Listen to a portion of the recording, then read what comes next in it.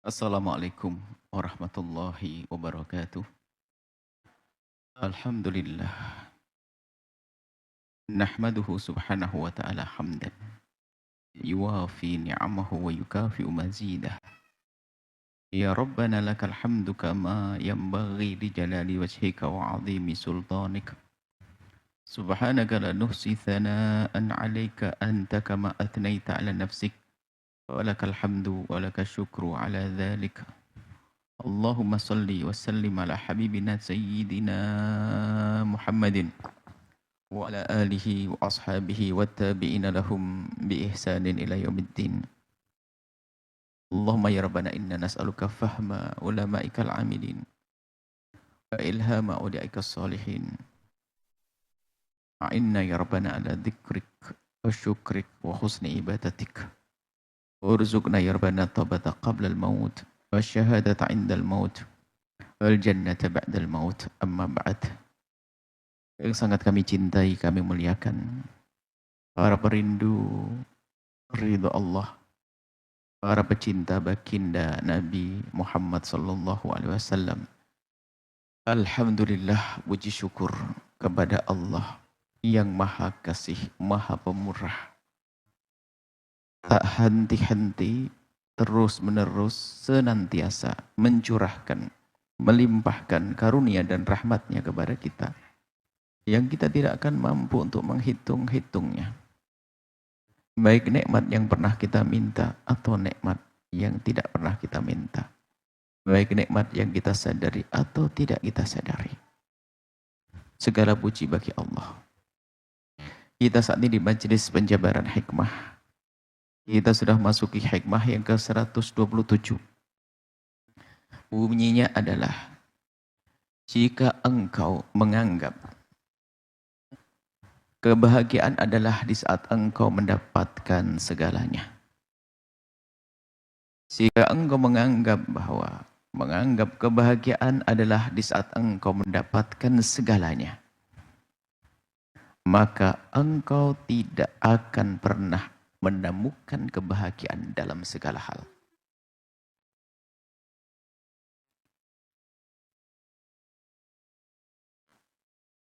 Sungguh kebahagiaan itu hanya dari Allah.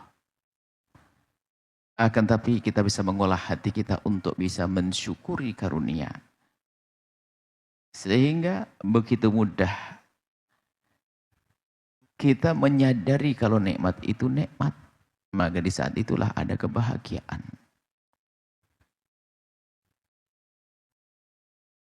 Kalau orang merenung,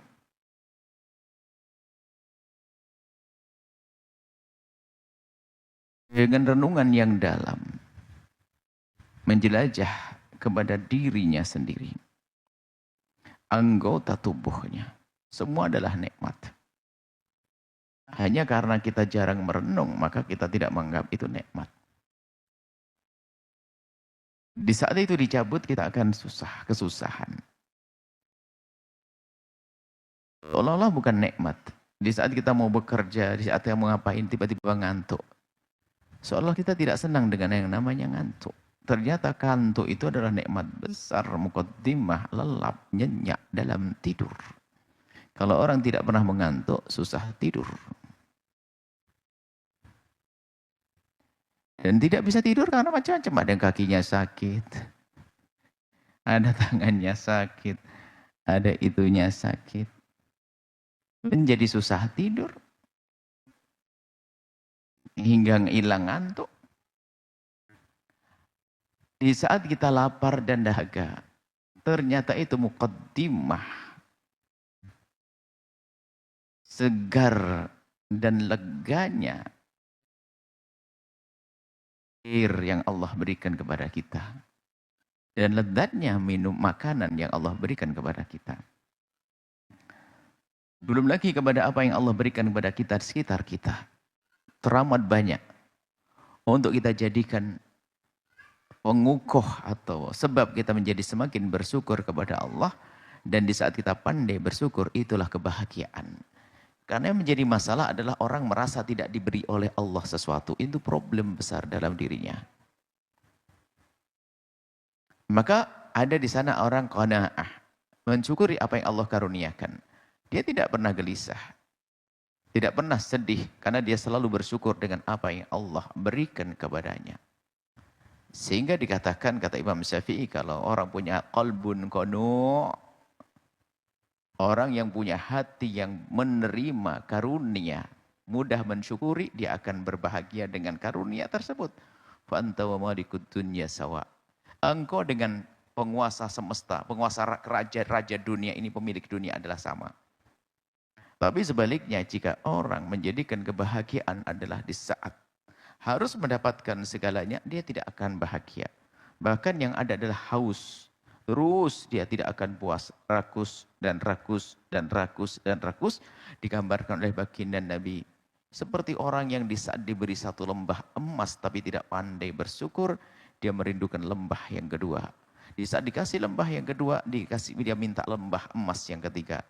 Sampai kapan? Sampai dia masuk ke mulutnya adalah tanah, baru dia diam. Maka pandai-pandailah kita mensyukuri karunia. Jadikan kita bahagia dengan apa yang Allah berikan.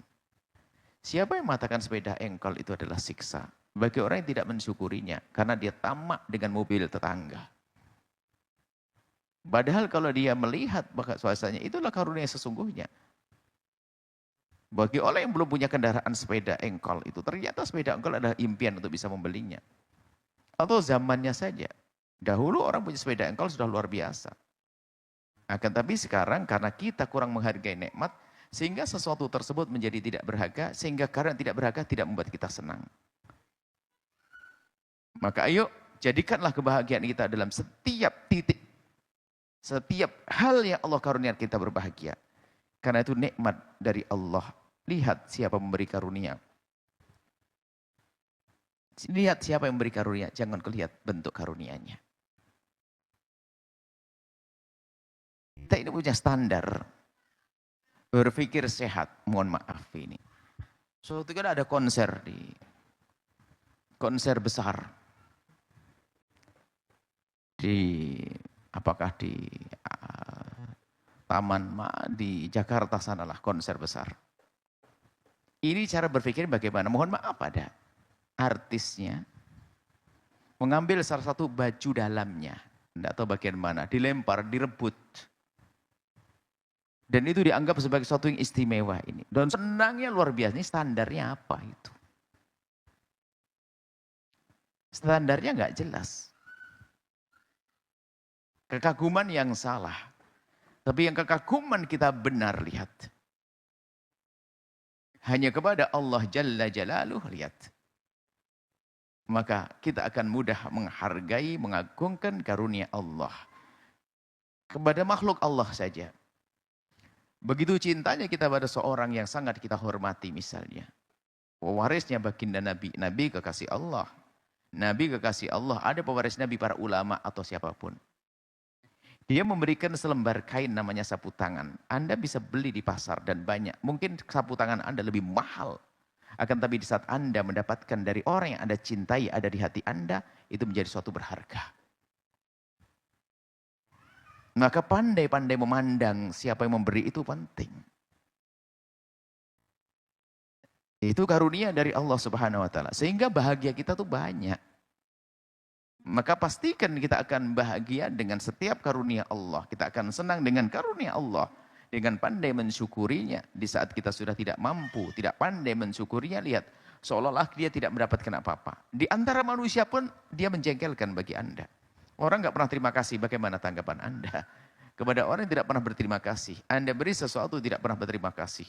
Bahkan menganggap seperti tidak ada artinya. Atau tidak mensyukuri. Anda beri kain, baju, seharusnya dipakai, ternyata dipakai lap. Anda sakit.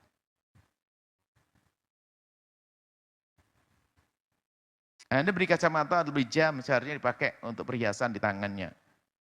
Ternyata buat ganjel pintu, Anda akan kecewa. Allah akan murka di saat kita tidak pandai mensyukuri nikmatnya.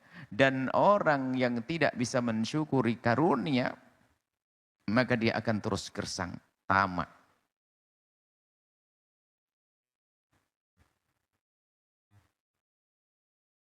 Maka dari itu,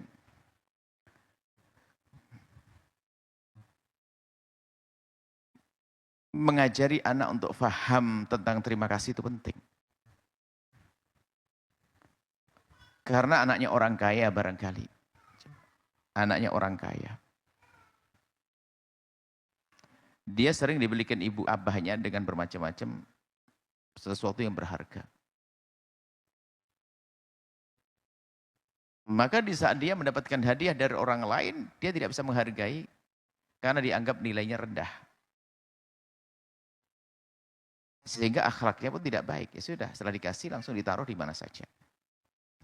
Tapi kalau kita didik bahwasanya dia itu harus mengerti bahwasanya menghargai yang memberi.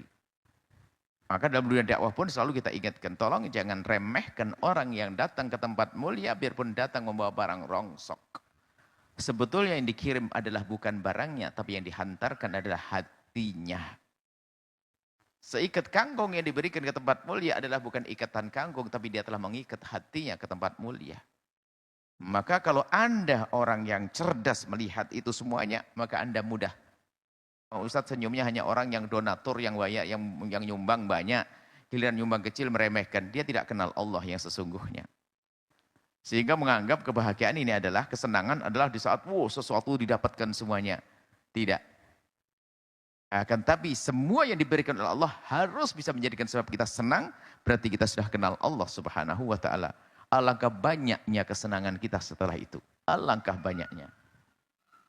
Baik, kita ulangi, jika engkau menganggap kebahagiaan adalah di saat engkau mendapatkan segalanya, ingat, sehingga tamak. Harus punya ini, harus punya itu. Sehingga ribet sama suaminya. Dibelikan motor, kurang bang, ini motornya belum ada, ini atau. Lihat, pengen rumah kecil. Habis rumah kecil, nanti rumah agak gede. Rumah gede tingkat. Habis itu nanti ada kolam renang. Hah? Berkembang ya. Pertama rumah kecil. Satu kamar, pengen dua kamar. Setelah dua kamar, pengen ada tamannya di belakang. Dalam taman itu agak digedein. Nah ini kan meningkat keinginan-keinginan begitu. Ada nanti, wah pengen hutannya. Terus apa lagi? Sungai dimasukkan ke dalam rumah. Macam. Tidak akan puas dengan itu semuanya. Karena menganggap bahasanya, ribut dalam rumah tangganya. Coba seorang istri yang sangat soleh, abang luar biasa yang abang berikan pada kami. Tapi seorang istri berkata, bang, dari dulu rumah kita kan begini terus. Lihat tetangga itu sudah ganti jendelanya, ganti pintu rumahnya, ganti gentengnya, ganti mobilnya, ganti sepedanya. Nah begitu.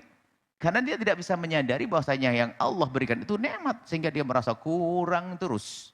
Dan tamak terus sehingga tidak akan ada kebahagiaan bagi orang tersebut. Jika engkau menganggap kebahagiaan adalah di saat mendapatkan segalanya, maka engkau tidak akan pernah menemukan kebahagiaan di dalam segala hal. Diberi apapun tetap gak akan bahagia. Minta lembah emas yang kedua. Dikasih gedung rumah, mau tetap kurang. Mobilnya paling bagus di kampungnya, keluar kota ada mobil lebih bagus lagi. Sudah tidak terima. Istri langsung, bang kita harus beri kayak itu bang, istrinya. Rumah gedung, mampir rumahnya orang, rumahnya megah, bagus. Sampai ulang rumah, bang rumah kita harus kita rubah semacam itu. Tidak akan puas, sampai dia mulutnya kemasukan tanah baru diam saat itu. Maka yuk kita balik. Pandai-pandailah kita mensyukuri karunia, maka bersama syukur yang kita hadirkan itulah kebahagiaan yang kita dapatkan dari Allah subhanahu wa ta'ala. Bukankah bahagia adalah syukur? Dan syukur adalah bahagia. Semoga Allah menjadikan kita orang-orang yang bersyukur. Dan memang disebutkan wa qalilun, sangat sedikit min ibadi min ibadi asyakur itu. Hamba-hamba yang bersyukur itu sedikit. Semoga kita digolongkan hamba-hamba yang bersyukur dan mensyukuri karunia Allah. Nuhibbukum fillah, kami cintai semua karena Allah. Semoga Allah menjadikan kita hamba yang saling mencintaikan Allah, indah di dunia hingga kelak di surga. Wallahu a'lam bishawab. Assalamualaikum warahmatullahi wabarakatuh.